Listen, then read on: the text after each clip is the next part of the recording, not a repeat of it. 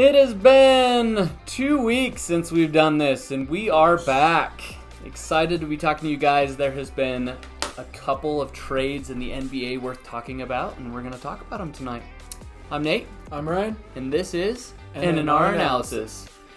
To start, we're going to play a little game that I made up called Pick It or Kick It. So, Ryan, pick it or kick it. Should we talk about Kevin Durant and where you think he's going to end up? I mean, this is an obvious one. We want to pick it. We're not getting rid of that. That's the talk about Kevin the Durant. biggest news right now going on in the NBA. If it happens, it is the biggest news going on. I think if he stays where he is, then Brooklyn is irrelevant. Even if he stays where he is, though, I think it still is a big thing because there are teams holding out and not picking free agents or not doing things because they're holding out in the chance of getting Kevin Durant. And that could screw him over in the long run. Yeah, that's kind of true.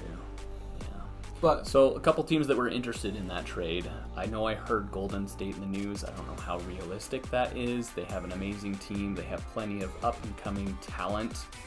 I think it's even funny, like Steph, Draymond, and Clay could just stay there as vets, and then the newer guys could take over, and it'd still be a good team.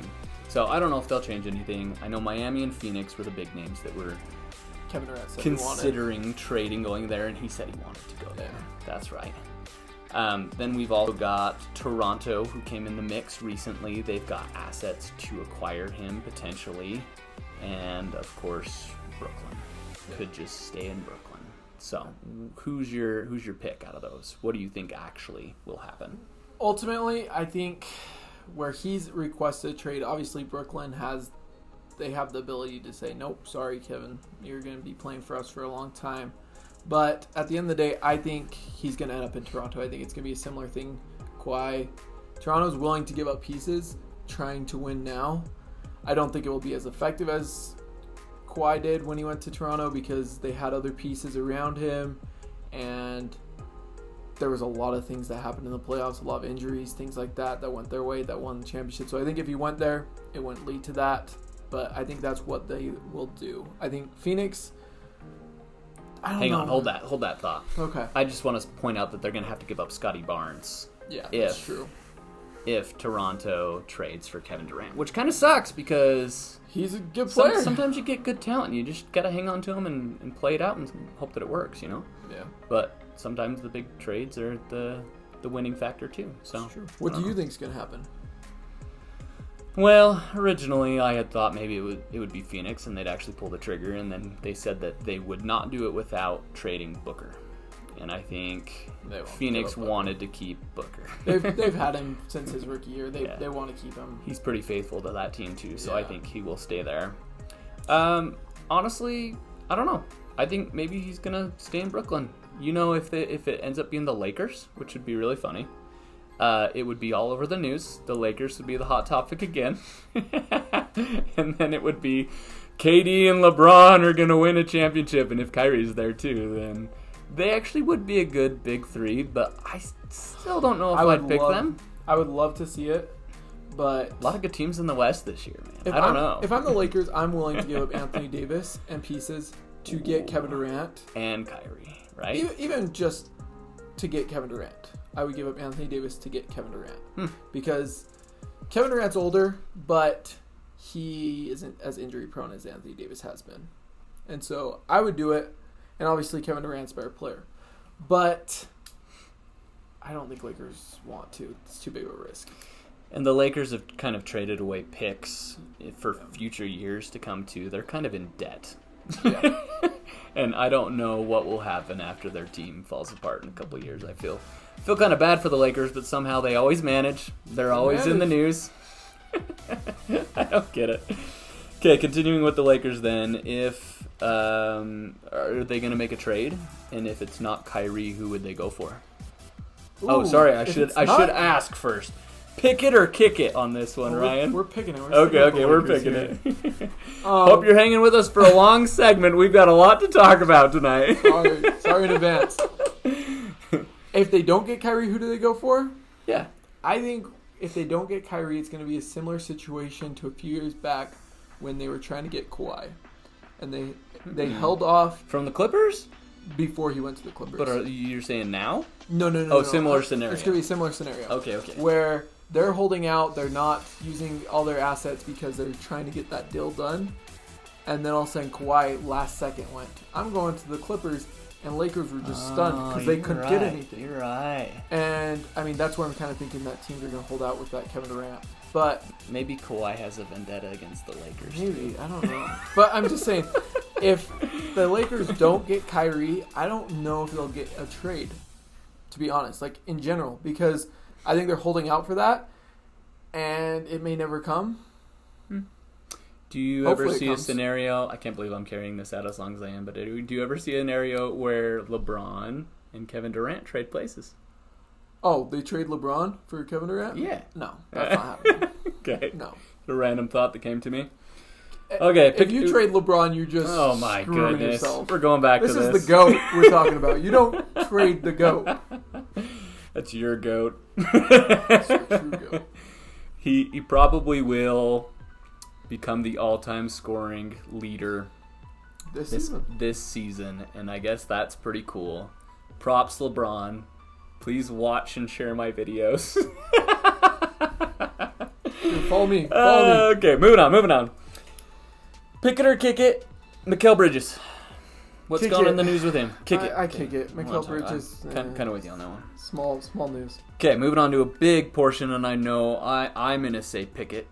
Rudy Gobert. Big trade between the Timberwolves and the Jazz. Love it, actually. First, I looked at it and I thought, I don't like those people, no names. The more and more I've thought about it, 5 picks, baby.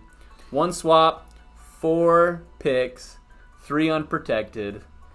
Malik Beasley, Pat Beverly, which we'll probably waive. Yeah. Who knows? I love his energy. Patrick Beverly, Lakers. No. Stay with the Jazz. Jazz, don't waive him. Jared Vanderbilt. Leonardo Balmaro. Leandro. Sorry, I don't know his name. If you could tell, he's a no-name. He's played 1 year. I'm sorry. He's still. And the guy that they just drafted, which I feel bad for players when this happens, but Walker Kessler, and he's going to be good. 22nd pick. I think the reason why they gave up so much is because the Jazz wanted Jaden McDaniels, and it didn't happen. So I bet they were like, well, who else can you throw in? Yeah, give me 1 more pick, and I'll make this trade happen. Danny Ainge knows what he's doing. So I think we got a good return on that. I say we because, yes, I love the Jazz, and I'm part of that organization. We are Utah. I agree. At first glance, you're like, we gave up Rudy Gobert for these guys, and honestly, it did make us worse for current. Correct. Current situation, we were better with Rudy. But long term, this is the better situation where Rudy is a liability when it comes offensively and defensively. Glad we got rid of him. When it goes out to the 3, the center, he's a liability. He's a great player. If you look at statistics, he actually is a great defensive player, even out on the wing, because it kind of freaks him out a little bit. But overall, yes, they found ways to beat the Jazz.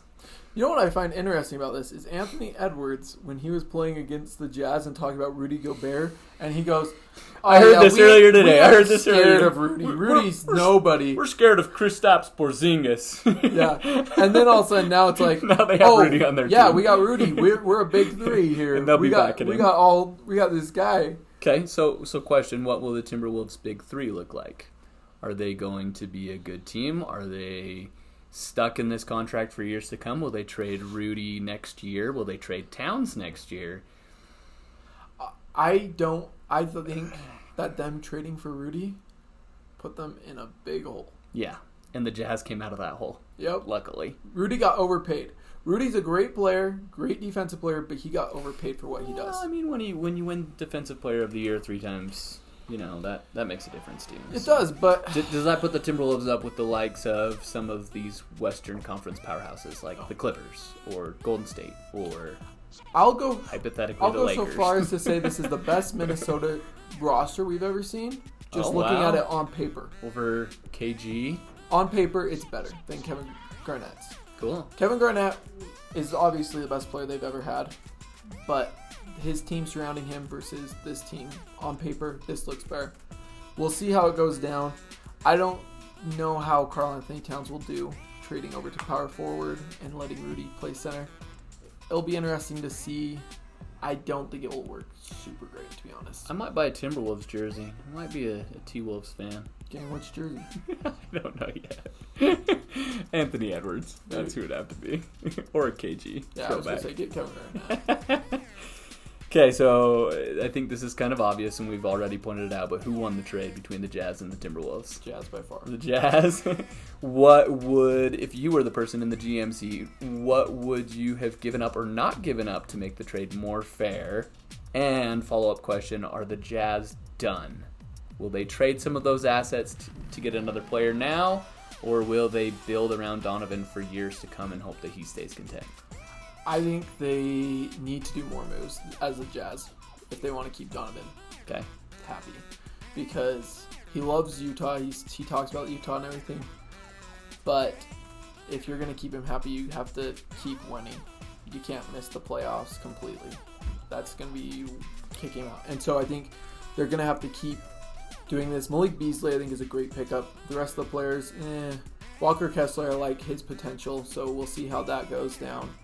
But if I was Timberwolves, I wouldn't have traded Walker Kessler. I would have kept him, and I would have tried to keep some draft picks. But trading that made Kevin Durant even more valuable. You go. That was the next question. I was gonna say, do you think Rudy and Kevin Durant are on the same level that where Rudy's not? Could the Jazz take all that they acquired and just offer it to Brooklyn and say we'll take Kevin Durant? If they had this to begin with and they offered it to Brooklyn, I think Brooklyn would have. But now you don't think that's the case? Now that you say Rudy Gobert is equal to this, Rudy Gobert is not Kevin Durant. I mean, the Timberwolves just overpaid, right? So maybe that is the right price for Kevin Durant. It's not. Now, I mean, if it was a private deal... Throw in 1 second rounder in addition to what you just got. If you did this as a private deal where no one knew that this is what the Timberwolves were trading for, and Brooklyn would have been like, turned around and offered it to Brooklyn. Yeah, Brooklyn would be like, maybe, we're open to that. So you think the price has gone up in the last couple of days? Because of that trade, it ruined Kevin Durant's value. So it screwed Kevin Durant. Do you think if the Jazz got that same exact amount again, would they trade Donovan Mitchell for the same number of picks and different players? I guess it would depend on who the players were. If Timberwolves had offered all that for Donovan, or like similar pieces, I guess. Well, I think Donovan's better than Rudy. Oh, he is. That's my take. 100%. But Donovan, for all that, Jazz would have been open to it, and they would have considered it strongly. Whether or not they would have, I think it would have been close. But now that trade's gone in place, it put Donovan's value up too, just like Kevin Durant. And now they would do that trade. And I think they're thinking, are the Jazz going in to rebuild? What's the asking price for Donovan? Which, for the record, I don't want Donovan to leave. I'm afraid that he may. Don't want to ruin that jersey I have. I don't think it's just for the jerseys. Jerseys live on.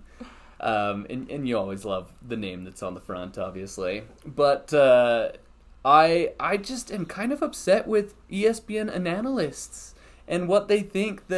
Why is Utah such a bad destination? Like, they always say, let's get Donovan out of Utah. Send him to New York. Like, what's he going to do? What's he going to do with the Knicks?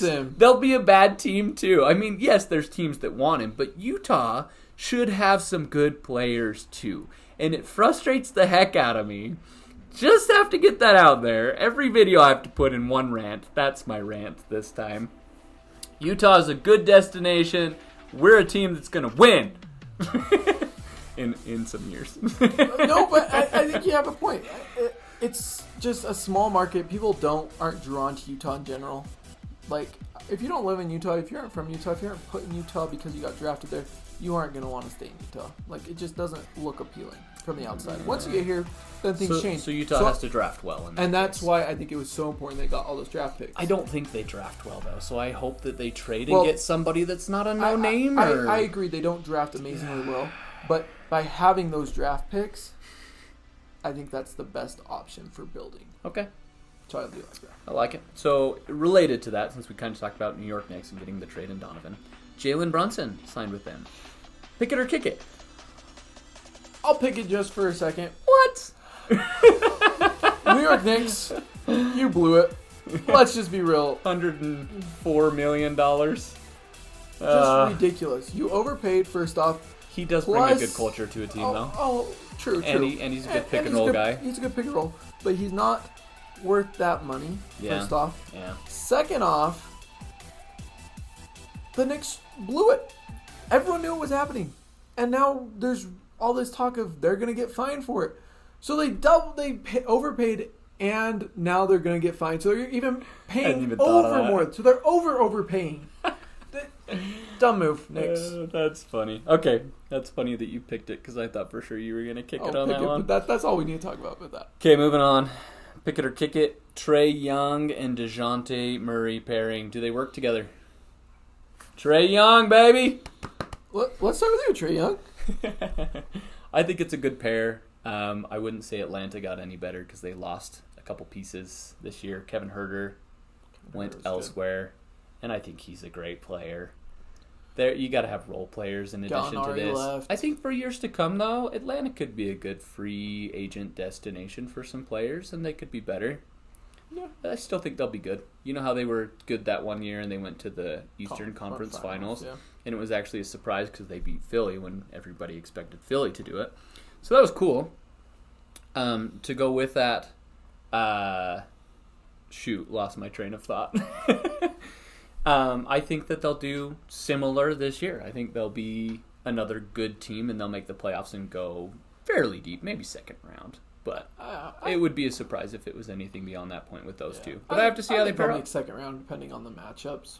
Cool. Yeah. Do you think that with the addition of Malcolm Brogdon, the C's are the favorite from the East now? Or are other teams such as Atlanta or Milwaukee with Middleton back or Philly with the addition of P.J. Tucker and let's not forget about Miami. Oh, yeah. I'm sorry. Miami, the number one seed last season. So, I mean, there's lots of options. I think that's my bad.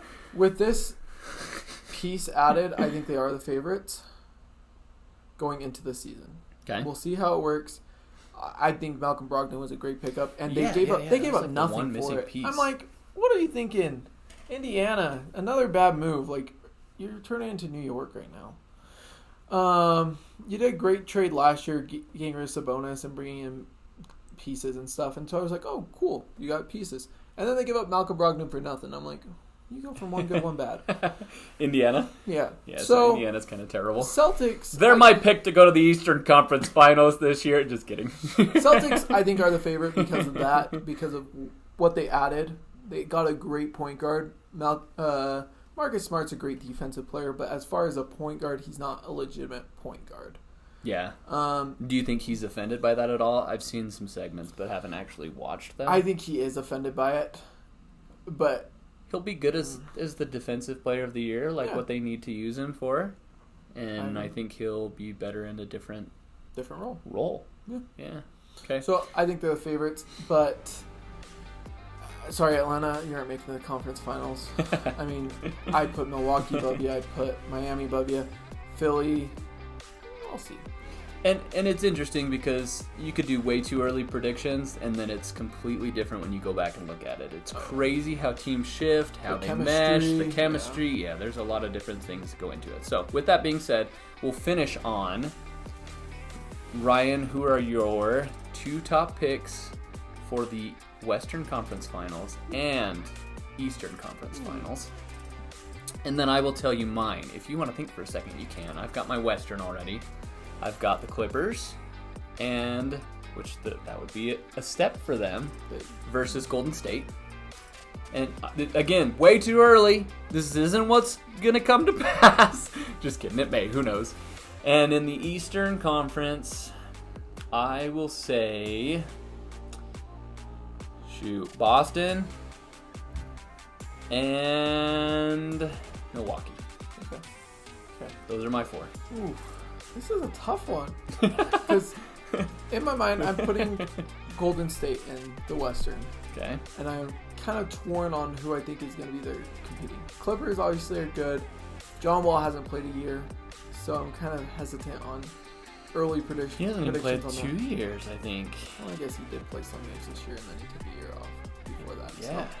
So, I'm going to go with Phoenix. I think they're a safe bet. So I'll go Phoenix and Golden State in the West. They got beat second round this year, but made the conference finals the year before. I think it was a fluke. Yeah, Dallas just did really good. Is Dallas going to get any better? They'll get better, but it's... With the addition of Christian Wood? Yeah, they'll get better, but it's just a slight improvement, and it was a fluke last year, in my opinion, so Phoenix already was better. Obviously, DeAndre Ayton, we'll see what happens there. But I'm going to say those two. I want Memphis and Minnesota to be surprises. I want them to go. I would like to see Memphis. Ja. That would be so cool. Ja's a great guy. I'd like to see Ja. In the East, I would go with... See, again, I'm like, there's 3 teams. Boston, Milwaukee, Miami. 3 great teams. Yeah. And they're going to stick around for years to come. Yeah, they're going to stick around. I'm going to go with Miami again. Will they get to the point where they say, let's blow it up because we're the Utah Jazz, where we haven't taken the next step in our team? Utah Jazz Milwaukee can't do that. Milwaukee still thinks they can win again with the team that they had, assuming Chris Middleton is healthy. I think Boston thinks that. Miami thinks. Boston's getting better every year, even though they're young. I think they can compete. Yeah. I'm going to go with Boston's going to make it. And I'm going to go with Miami makes it again. I'm saying rematch. Cool. We'll see how it goes. Okay. Thank you for joining us for this long segment. That was long, but it's good because we haven't done this for 2 weeks, and there was a lot that needed to be said. Plus, it's the off season. Who knows how often we're going to do this. Hope you enjoy the conversation, the content that you hear here. Please hit the thumbs up. Subscribe button. Join us again. Share this with all your friends. If you know anybody that loves basketball, we'd love to spread the word. This has always been a dream of mine to have a YouTube channel, even though we only have 30 followers. Hey, stick around. It is awesome. We care for every single one of you 30. We do. We don't know you by name. And it is so fun. But we'd love to comment so we can know you by name. Please do comment, yes. Tell us you're here. I love that I can have this discussion with people all the time. Ryan and I chat at work, and it's fun, but it's even more fun to also build our resumes by creating these videos and just having fun. Yeah. So we're getting more comfortable in the camera, and we hope we like what you see. Stick with us. Thanks for joining us for the next... We'll see you on the next episode of N&R Analysis. Peace.